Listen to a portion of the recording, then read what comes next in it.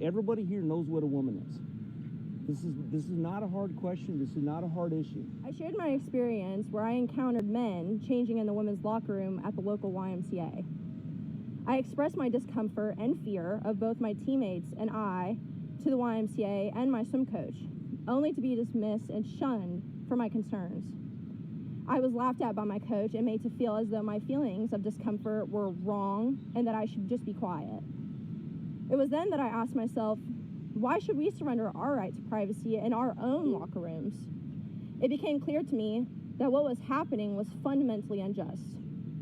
By allowing this to happen, it creates an environment where any man can freely enter a women's locker room, changing spaces, and do whatever perverted actions he pleases.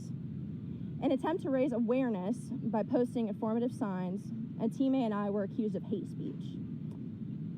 We're sitting with an $800 million budget, that is the deficit on the budget, and we've got state agencies, paying for children, 10-year-olds, to be in drag shows, to be groomed, sexually groomed. It's absolutely ridiculous, and it's unbelievable that it's happening in the state of Illinois.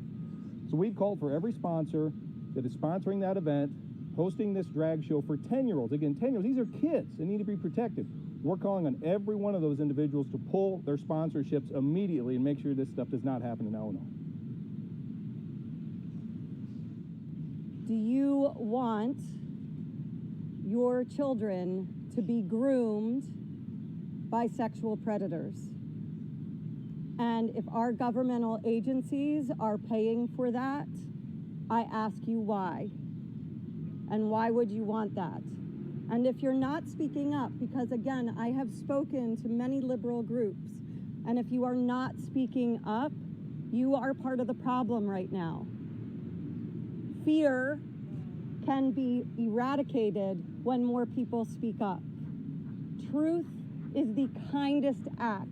So a lot of people are not speaking up because they're afraid that it looks unkind to speak up. You are not being phobic. You are not being a bigot when you speak up to protect children and women.